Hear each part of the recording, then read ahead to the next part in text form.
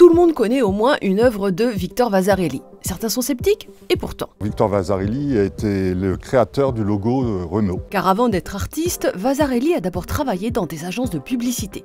Plasticien majeur du XXe siècle, Victor Vasarely investit le château de Sancerre tout l'été. 25 œuvres de l'artiste y sont présentées. Cette exposition remarquable marque aussi l'ouverture exceptionnelle au public du parc et du château qui fête cette année le 150e anniversaire de sa construction. Né en 1906, Victor Vasarely s'est imposé dans l'univers de l'art moderne comme le précurseur de l'art optique. On joue sur les volumes, puisque si on regarde une œuvre, on va avoir des formes 3D, alors que l'œuvre est plate, c'est ça l'art optique.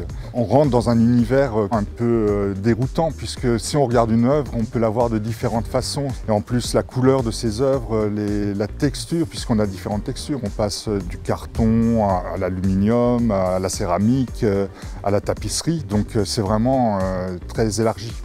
Tout au long de sa carrière, Victor Vasarely a cherché à briser les barrières entre l'art et le public en rendant ses œuvres accessibles et compréhensibles par tous.